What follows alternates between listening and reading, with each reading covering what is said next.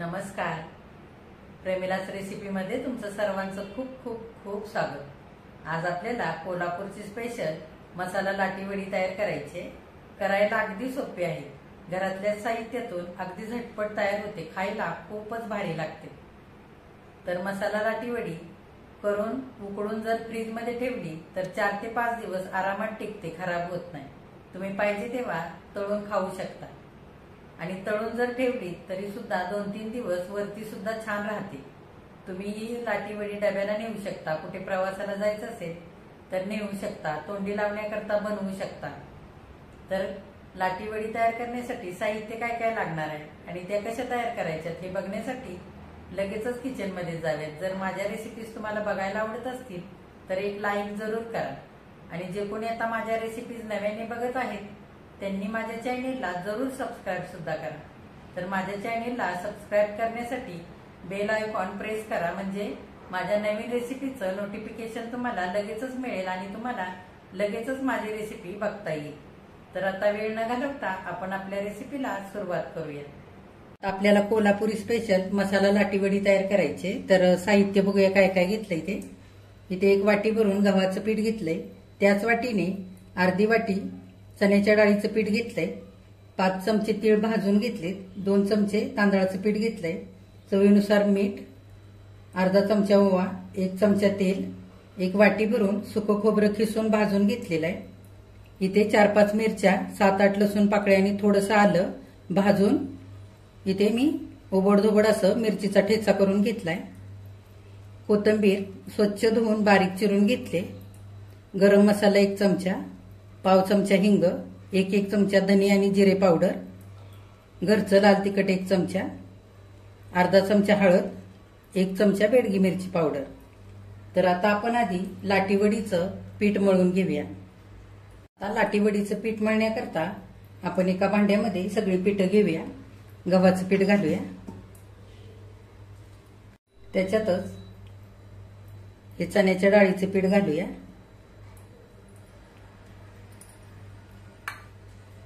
दोन चमचे तांदळाचं पीठ घालूया. तांदळाच्या पिठाने मस्त कुरकुरीत अशी लाटीवडी लागते. आता पिठामध्ये पाव चमचा हळद घालूया. आता अर्धा चमचा घरचं लाल तिखट,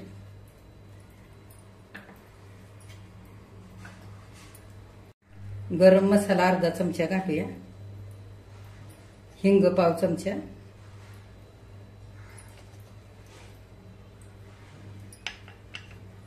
धने जिरे पावडर अर्धा चमचा घालूया.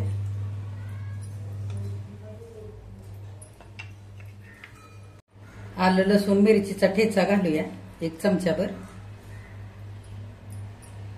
आता 1 चमचाभर भाजून घेतलेले तीळ घालूया.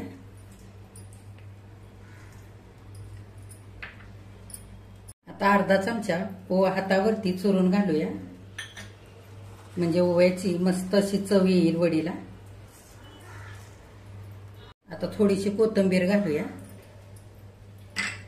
चवीनुसार मीठ घालूया.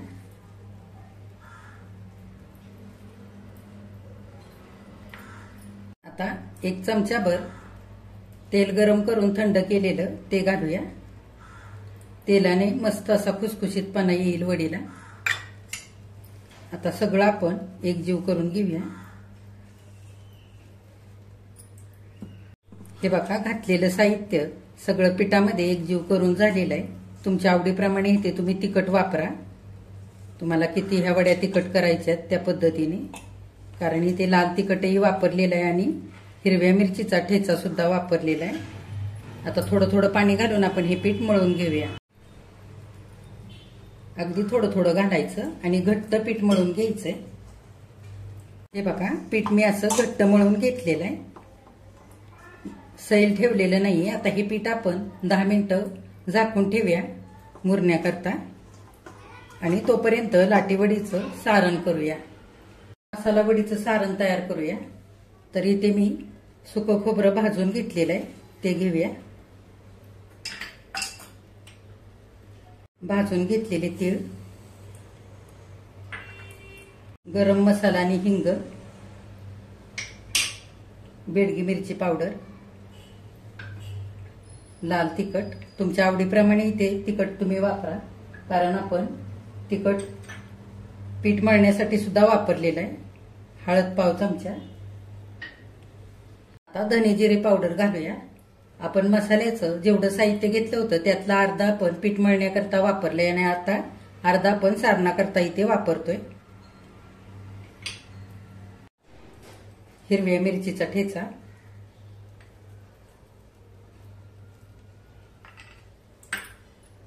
आता आपण चवीनुसार मीठ घालूया. हिरव्या मिरचीच्या ठेच्याने सारणाला मस्त अशी चव येते.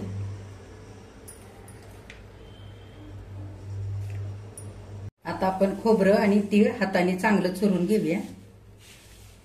हे बघा, भाजलेलं असल्यामुळे छान असं बारीक होतंय. हातानेच चुरायचं म्हणजे सारणाची चव छान अशी वाढते. मिक्सरला लावून बारीक नाही करायचं. अशी ओबडधोबडच ठेवायचे, छान चव लागते याची. हे बघा, खोबरं सगळं मी असं हाताने चुरून बारीक केलेलं आहे. आता तीळही आपण हातानेच चुरूया असे. हे बघा, तीळ आणि खोबरं छान हाताने चुरून झालेलं आहे. खमंग सुगंध सुटलेला आहे तिळाचा आणि खोबऱ्याचा. आता हे सगळे मसाले आपण एकजीव करून घेऊया. थोडीशी कोथिंबीर घालूया. भाजलेल्या हिरव्या मिरचीच्या ठेच्याचा मस्त असा सुगंध सुटलाय. तुमच्या आवडीप्रमाणे वापरा इथे तिखट. चांगले एकजीव करून घेऊया. मिरचीचा ठेचा थोडासा ओलसर आहे, त्याच्यामुळे सारण हलकसं ओलसर होतंय. जर हा सारण ओलसर होत नसेल तर थोडंसं तेल घालून ओलसर करून घ्यायचं. 1 चमचाभरच घालायचं तेल, तेलही फार घालायचं नाही. हे बघा, छान असं ओलसर झालेलं आहे. हे बघा, सगळं सारण मी हाताने चांगलं एकजीव करून घेतलंय. असं छान एकजीव करून घ्यायचं हातानेच. आता आपण हे सारण एका वाटीमध्ये काढूया आणि वड्या करायला घेऊया. आता आपलं वड्याचं सारणही तयार झालेलं आहे आणि पीठही चांगलं मुरलेलं आहे. आपण ह्या पिठाचे गोळे करून घेऊया. हे बघा, सारखेच आता ह्या पिठाचे 3 गोळे करून घेऊया. हे बघा, मी असे 3 गोळे करून घेतलेत. आता आपण लाटून घेऊया. हाताने चांगलं असं गोल करून घ्यायचं.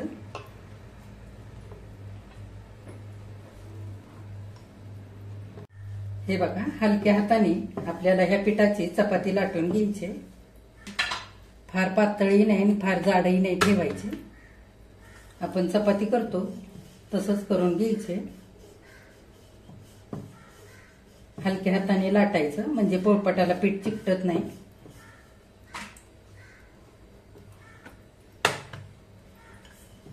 एकसारखी सगळ्या बाजूने ही चपाती लाटून घ्यायची. आता आपण थोडेसे तीळ ह्या चपातीवरती घालूया. तुम्हाला आवडत असेल तर घाला, नाही घातले ना तरी सुद्धा चालतात, पण वरून वडीला छान दिसतात. आणि बेलण्याने हलक्या हाताने लाटून घ्यायचं. आता तीळ लावलेली चपातीची बाजू खालच्या बाजूला करायची आणि ह्या बाजूने आपल्याला सारण भरून घ्यायचंय.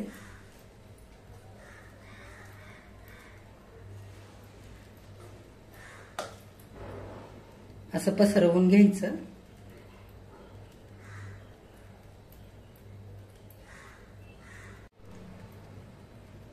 हे बघा, एकसारखं सारं सारण मी भरून घेतलेलं आहे. सारण छान ओलसर झालेलं आहे. जर तुमचं सारण ओलसर नाही झालं तर थोडंसं तेल टाकून ओलसर करून घ्या, म्हणजे सारण छान वडीला चिकटतं. आता आपण घट्ट असं गुंडाळून घेऊया. हे बघा, पोकळ नाही ठेवायचं. घट्ट ही अशी वडी गुंडाळून घ्यायची. हे बघा, वडीच्या दोन्ही पण कडा मी चांगल्या अशा दाबून घेतलेले आहेत आणि ही वडी चांगली दाबून घ्यायची म्हणजे कापताना सुटणार नाही. ही वडी खायला खूपच छान लागते. 1 वर्षापूर्वी मी सातारा स्पेशल लाटी वडीची रेसिपी सुद्धा माझ्या चॅनेलवरती टाकलेली आहे, तर ती सुद्धा बघा. ती वडी सुद्धा अगदी चवीला छान लागते. आता आपण ह्या रोलचे त्रिकोणी असे तुकडे कापून घेऊया. सुरीला मी थोडंसं तेल लावलेलं आहे. हे बघा, अशी वडी दाबून कापून घ्यायची म्हणजे एकसारखी कापली जाते. हे बघा, सारण अगदी गच्च भरून अशी वडी झालेली आहे. हे बघा,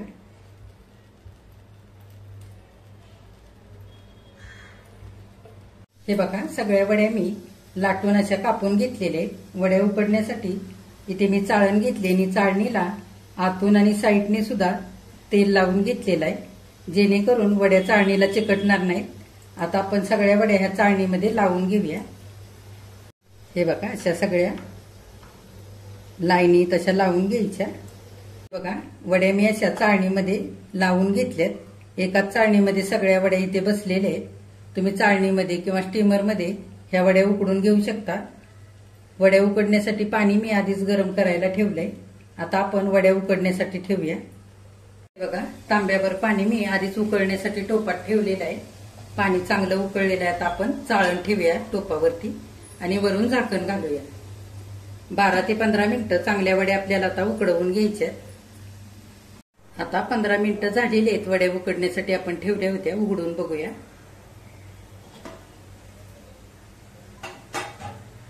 हे बघा, वड्या चांगल्या उकडलेल्या आहेत. आता आपण गॅस बंद करूया आणि चाळण खाली उतरवून घेऊया. हे बघा, वड्याची चाळण मी खाली उतरवून घेतली. अशी ताटावरती कलती ठेवलेली आहे लवकर वड्या थंड होण्याकरता. आता ह्या वड्या थंड झाल्या की आपण काढून घेऊया. हे बघा, सगळ्या वड्या मी थंड झाल्यानंतर अशा काढून घेतल्यात. आता ह्या वड्या आपण परतवून घेऊया. वड्या परतून घेण्याकरता पॅन ठेवलाय गॅसवरती. आपण 3 पळ्या भरून तेल घालूया. तुम्ही जास्त तेलामध्ये तळून सुद्धा घेऊ शकता.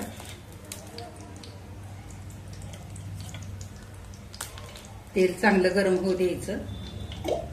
तेल आता चांगलं गरम झालेलं आहे. गॅस मध्यम केलेला आहे. आता वड्या आपण तेलामध्ये परतण्यासाठी घालूया.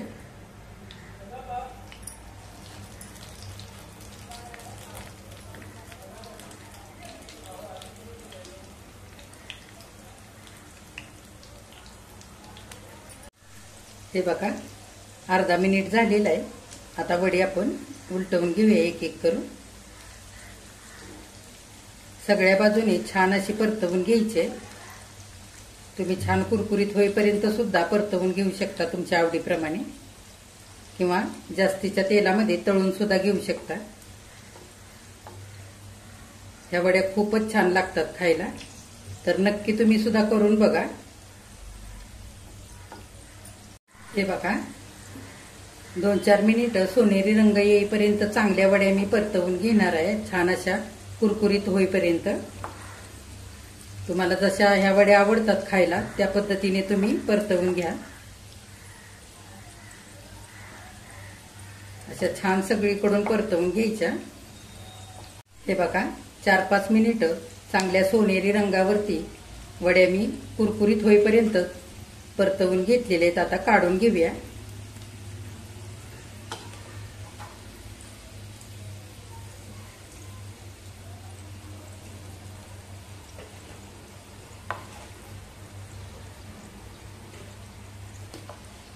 आता त्याच तेलामध्ये उरलेल्या वड्या पण घालूया.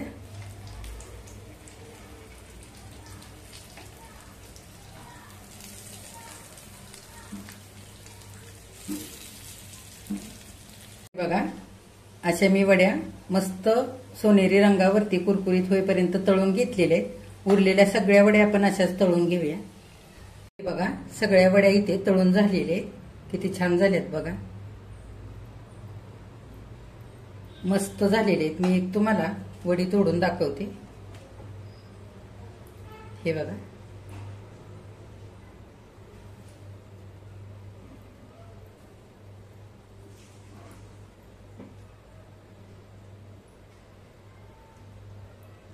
आता ह्या वड्या आपण एका डिश मध्ये काढूया.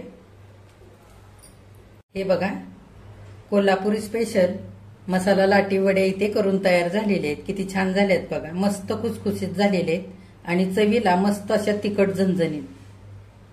तर ह्या वड्या फ्रीज मध्ये जर ठेवल्या तर 4-5 दिवस आरामात टिकतात.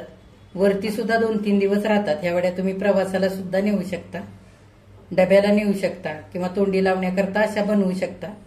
माझ्या चॅनेलवरती मी आधीच एक सातारा स्पेशल लाटी वडीची रेसिपी टाकलेली आहे. तर ह्या वडीच्या साहित्यामध्ये आणि सातारा स्पेशल लाटी वडीच्या साहित्यामध्ये बराचसा फरक आहे. करण्याची पद्धत एकच आहे आणि चवीमध्ये सुद्धा बराच फरक आहे. तर तुम्ही दोन्ही सुद्धा रेसिपी बघा आणि करून बघा. तर ह्या पद्धतीने एकदा नक्की ह्या वड्या करून बघा.